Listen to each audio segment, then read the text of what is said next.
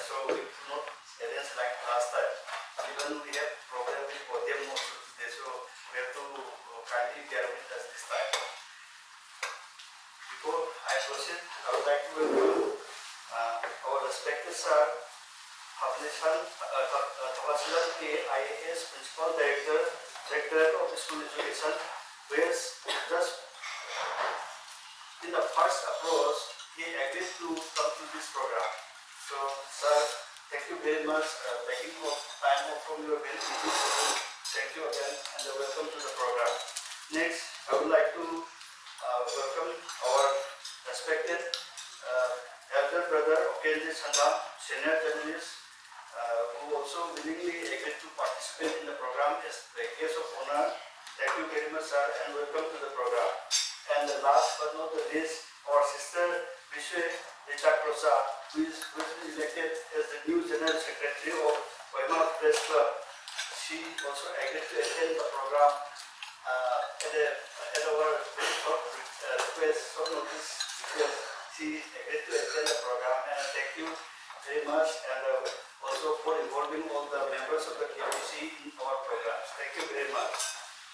So basically, I think this is the fourth Vartalap we have done in Nagaland this year.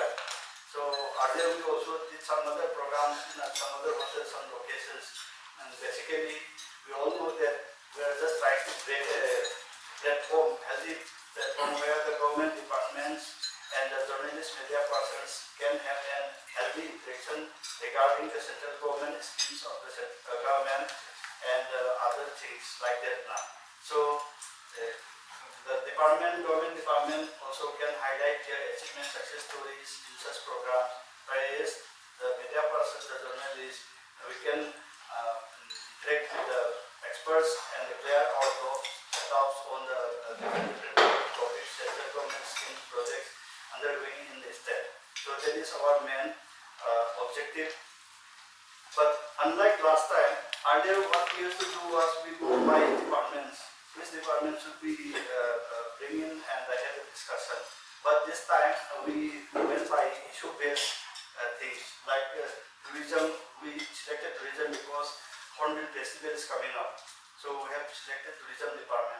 And the second one is forest department.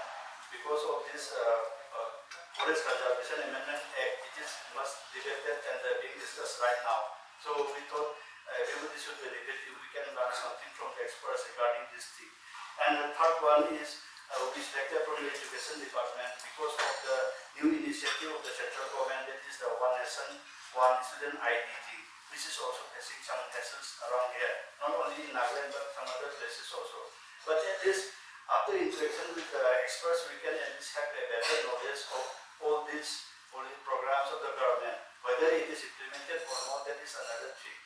So that was our main objective, and I hope today's program will be a good program, and hope it will give useful insights to everybody. And thank you very much. Our Prime Minister, Mr. Narendra Modi, when he became the Prime Minister of this country, in fact, he had introduced several welfare schemes. That is, we are able to reach the target.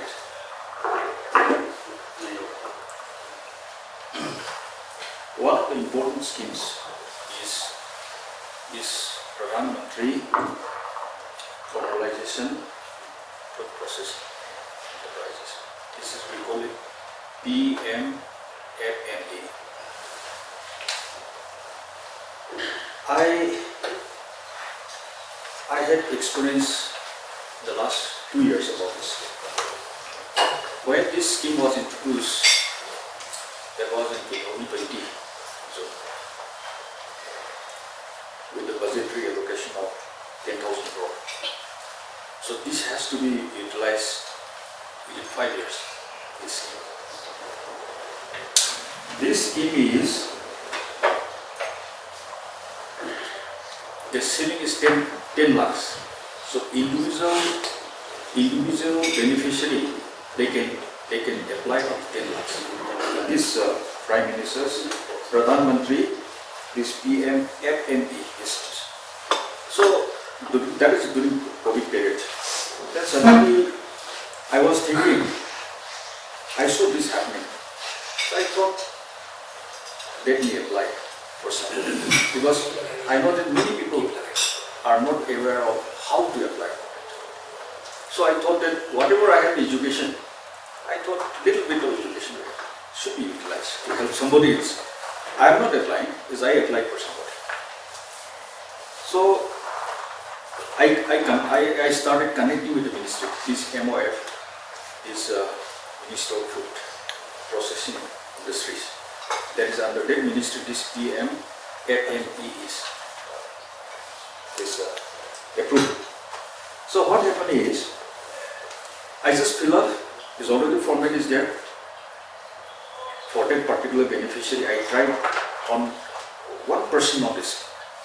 So everything fill up. It took at least 1 week. I was not very well versed about how to prepare the project and others. But it's so simplified that we can do very easily. I don't know if it is too easy, may not be very easy for others also, but something is not very hard.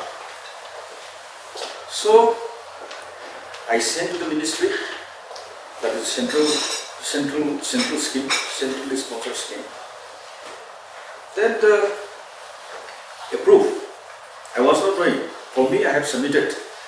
The beneficiary, his mobile number should be connected with the ministry. So I used their mobile number.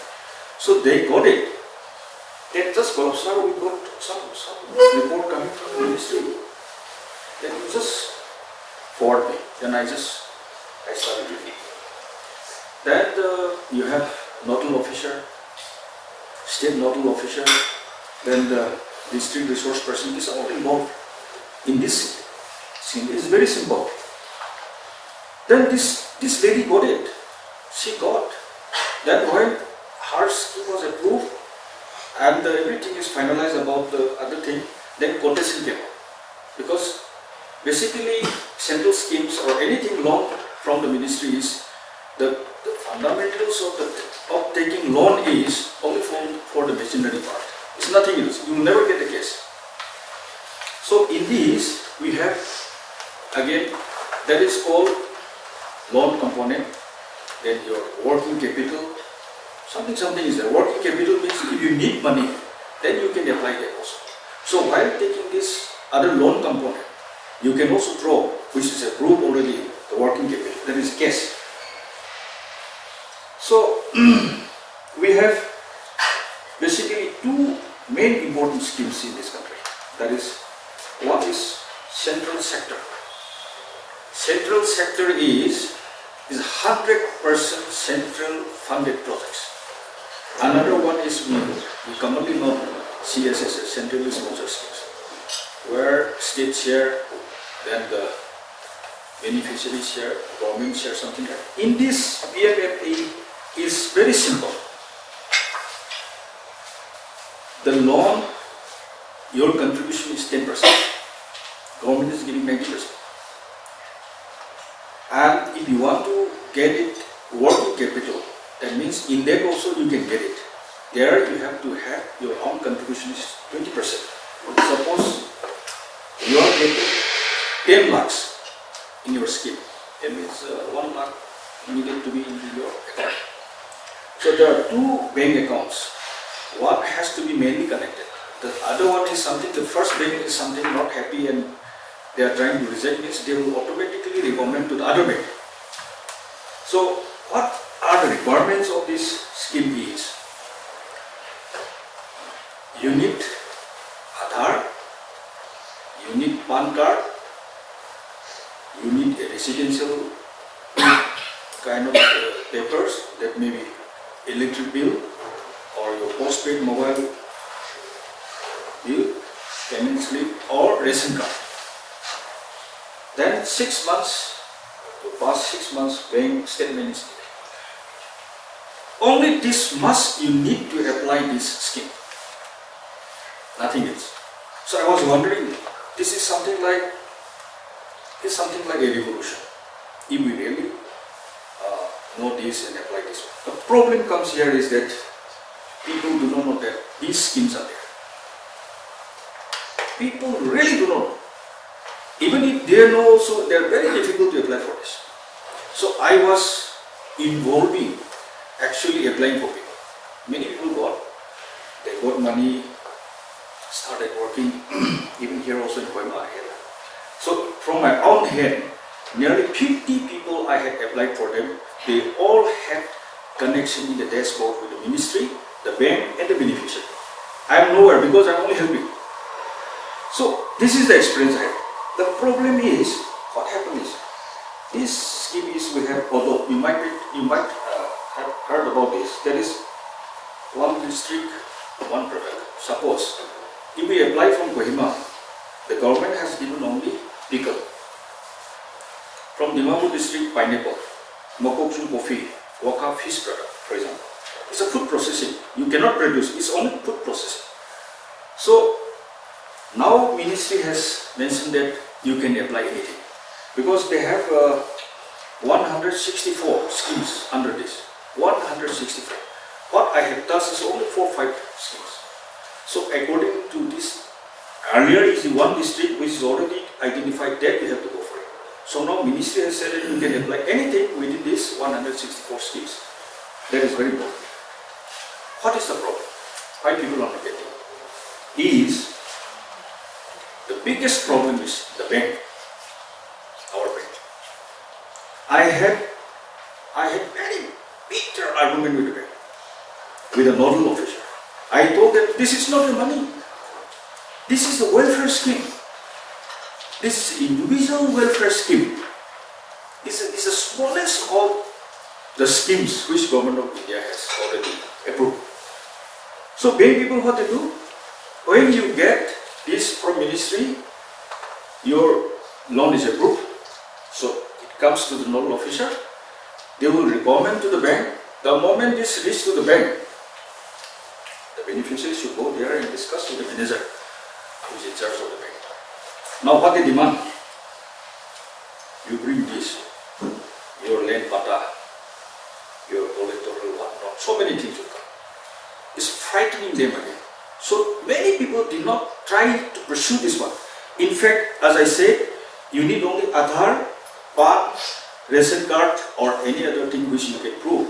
Then bank statement for the last 6 months. Only this you require. When the final stage, the credit proposals coming to the beneficiary, these are only documents needed.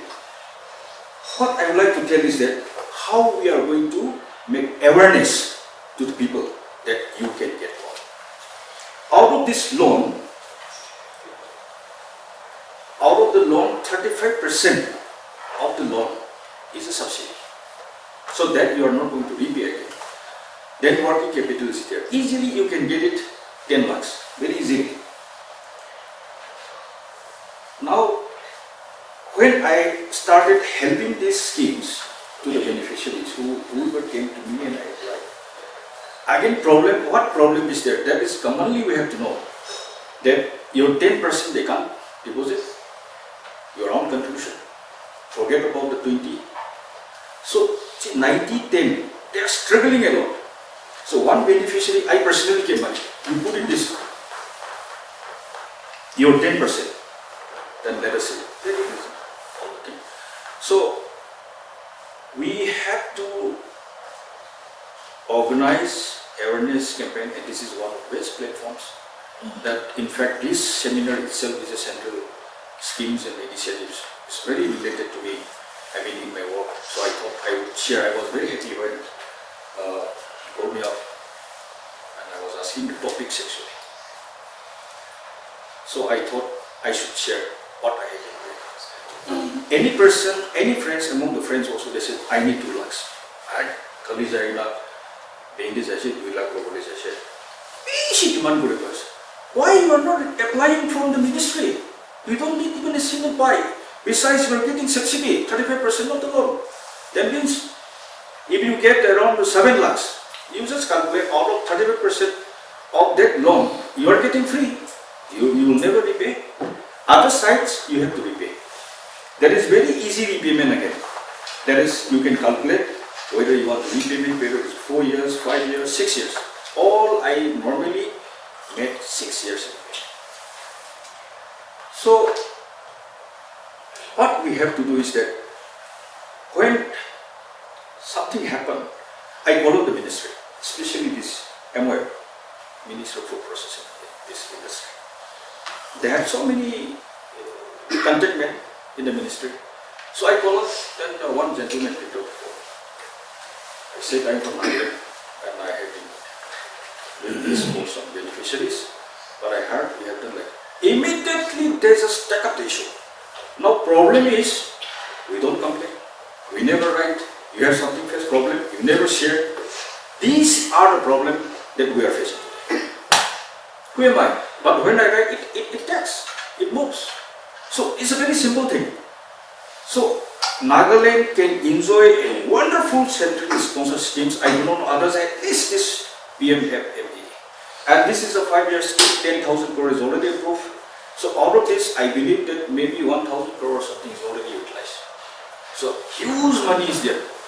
So other day I saw the Prime Minister is telling, that is, in the next 6 months, all the centrally sponsored schemes, especially these welfare schemes, will be saturated.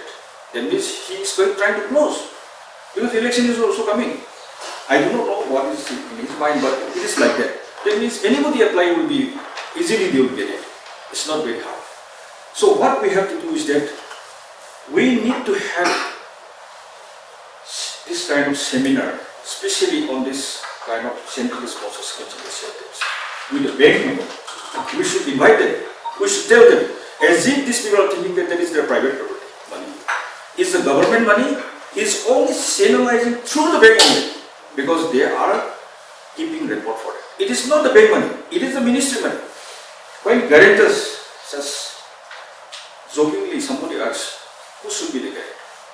Narendra Modi is telling Prime Minister, I am the guarantor of the country, of the citizens, of all these country's citizens, I am the guarantor. Do we need any other guarantor other than the Prime Minister? Why we are not applying this? The problem is, as I said, people are involved. So, bank has to be educated, these people have to be educated, they should never demand other than the documents required by the ministry. So, this confusion is there, people fear about it. And lastly, what I would like to share is that the repayment period is very simple.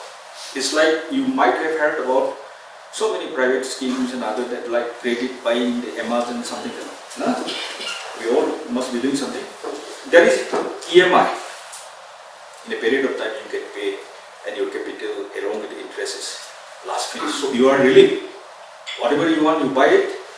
And EMI you pay, you just repay. So the interest plus your capital finished. Exactly this is the same thing. These centrally sponsored schemes are all like that. So people, if they really know how to do it, I can even apply here in front of you. Immediately ministry will approve. Because I have been doing more than 50. You need 1 lakh, you can't get it. You go to the market, you go to the private firms, they will just get 10%, 20%. When you need money, you go anything, any percentage, any interest they want to take, you will get a credit. There is a ministry, you can get loan very easily, very easy repayment, and there is no hassle, except bank people. So what we have to do is that, if the bank people is playing the game, we have to write to the Prime Minister that these bank people is blocking. Next step is all. So we have to inform, because this is a scheme we applied because he said you can apply. Is welfare scheme, individual beneficiaries welfare scheme. Sri Okrit had sort of touched upon the major issues that we've been having in terms of implementation of various schemes in the country, not just here but across the board. And I want to thank PIB for coming up with this, because this becomes a very, very critical aspect. Because one of the things that we see while we work in the government, when it was a deputy commissioner in the district or right now posted in the directorate, is the fact that awareness is missing on a whole host of schemes, as you had shared just a while ago. So you have 3 sets of schemes broadly, so to say. You have 100% centrally funded schemes, and then you have those where the sector and the state fund in a certain ratio. If you look at the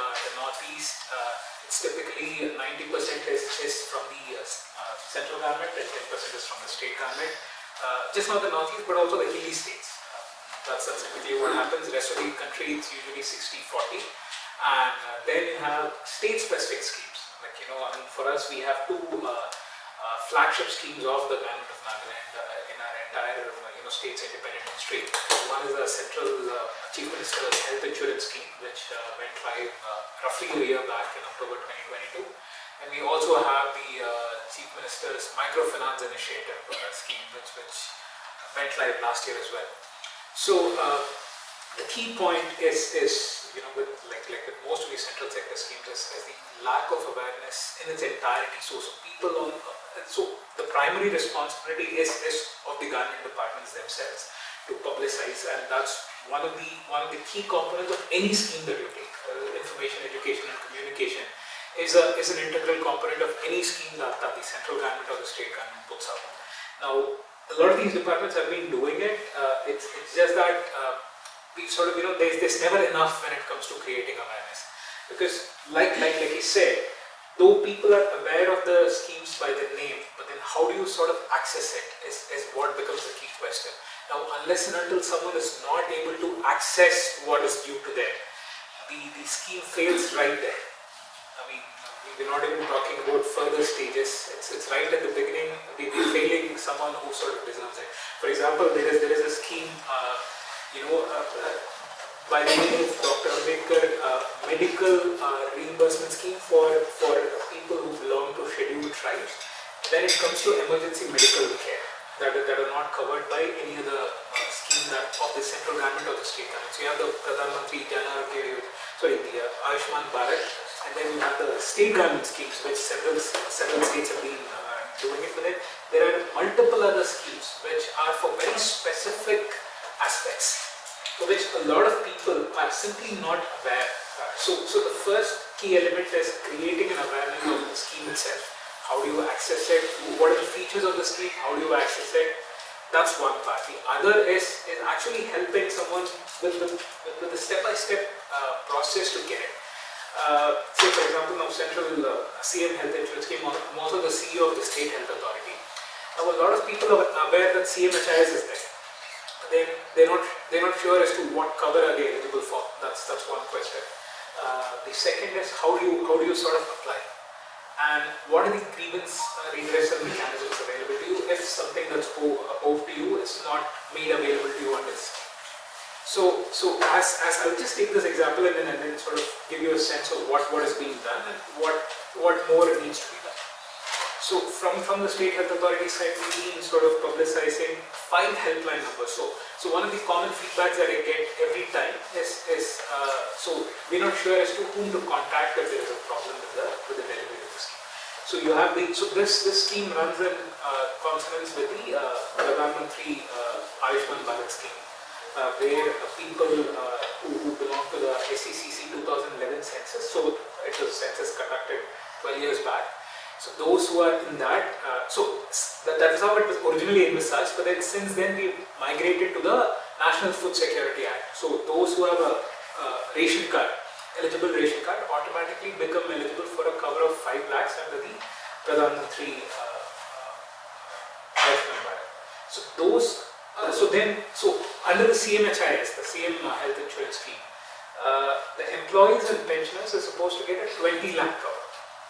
All employees and pensioners of the government of Nagaland, no matter when you retire.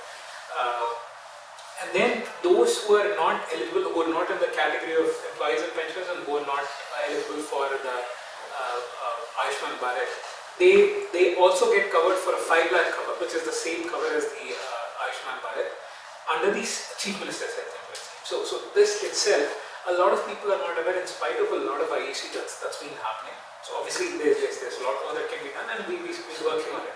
So the media becomes very, very critical. So I'm very grateful that a lot of our media friends have covered over the past 1 year.